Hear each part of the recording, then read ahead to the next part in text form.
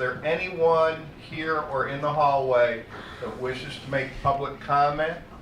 And this will be our last call for that. And welcome, and if you want to go ahead, Ms. Hemphill or Mr. Hemphill, however you want to do it. So these are the farms. We're the Hemphills. They're the Hemphills. Yes, sir. I'm Sheila Hemphill with Texas Right to Know, and I want to thank everyone in the room for the lateness of the day to hear what I have to say. I am here as a representative of the public who have been participating in the Sunset Commission hearings and interviewing physicians predominantly for these hearings since November actually, when the summary came out. I've been working with integrated physicians for the past 8 years. During our recent interviews with physicians, these are physicians who have been in practice for 25 to 30 years, and what we identified that there was an increase of litigation that started in 2007. So when I looked at the data from the Texas Medical Board, from 2007 to 2013, though the complaints had decreased 0.1%, the number of informal settlement conferences increased 56%, and SOA hearings were 60%. And yet the number of actual cases where corrections were needed was 6%. I think those stats indicate an environment of excessive litigation, frivolous investigations that have cost physicians hundreds of thousands of dollars simply to get through an ISC or a SOA hearing. And then the aspect that the board staff can make recommendations to overcome a SOA hearing simply on their recommendations, and I want to commend the board today for not taking those recommendations. And how in the world a staff can come up with sanctions of $360,000 from a physician who's the 20th time to be under this board, having this kind of outpouring from patients where this innovation is saving lives. The people in this room set the environment for medical care in the state of Texas.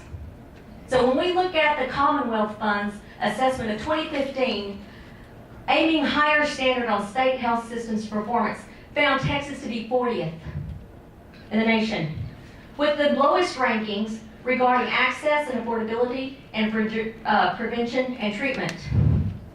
This is where the standard of care has placed Texas. Because in Texas, we have the reputation of being the most hostile, adverse state for innovation in medicine. All they have to do is look at Dr. Burzynski for the last 25, 30 years, who's been curing, and that means longer than 5 years, because that's what cure means for oncology, just lasting 5 years. These are people who've been cancer-free for multiple decades. And what kind of treatment does Dr. Burzynski get? Being under investigation of the medical board for clerical errors, recommended to go to some training instead of taking his time and bringing forth greater cures. Now, from the Sunset Commission, Representative Flynn has made a recommendation that if a physician is found in violation of standard of care, that the board is to consider whether or not that physician is practicing under Rule 200, which is standards for physicians practicing complementary alternative medicine. And I would ask for a few seconds. What we found is when the doctors were practicing under Rule 200, they were cited as violating Rule 190.8 of violating standard of care. And when they even talked about what they had the right to do under Rule 200, they were being cited under violating Rule 164.3 of false, misleading, and deceptive advertising, because what they were saying was not standard of care. You cannot offer standard of care and alternatives with the same hand and then slap the person who is providing innovation in medicine. I appeal to the people in this room. Let's change course. We have new board members, and Texas can become the leader of innovation in medicine. Thank you, ma'am. Thank you. Yes, sir. Yes, I want to thank the board. My name is Coleman Hemphill. I think we have a new day. I know that 6 new board members have been placed on the board, and we have a new board president. I want to very much thank you for your recommendations today in regard to Dr. Burzynski. The truth still remains that we have an administrative structure that allows for abuses to take place. What we've seen is a blatant violation of the Sixth Amendment rights that every single person in this room holds under the U.S. Constitution. The doctors have a right to know what they're being charged with and who is making the accusations. In the environment that we have right now, complaints can be filed against physicians confidentially. And in the attempt to protect the privacy, the confidentiality of the person who's filing the complaint.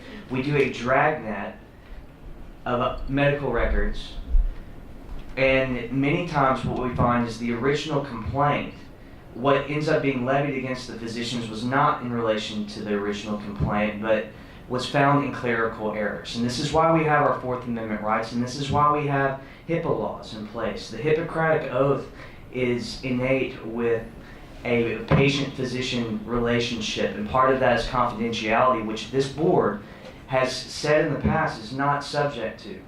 Also,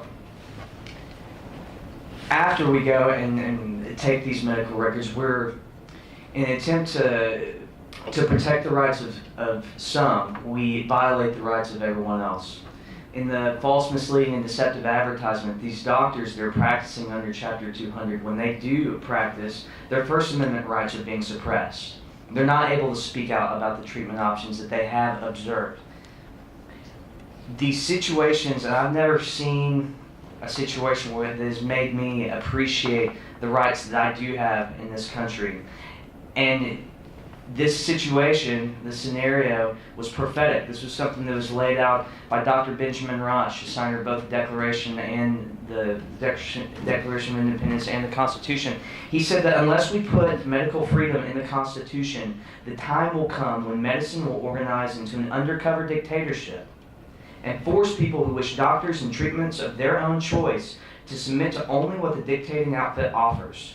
That the Constitution of this republic should make a special provision for medical freedoms as well as religious freedoms. And in the state of Texas, it says that no preference shall ever be given by law to any school of medicine, and that's not what we've experienced. And again, I hope that this is a new day.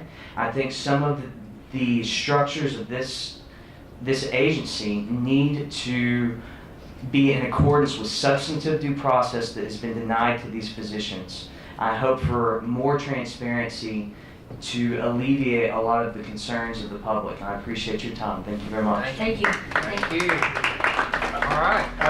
And again, everyone.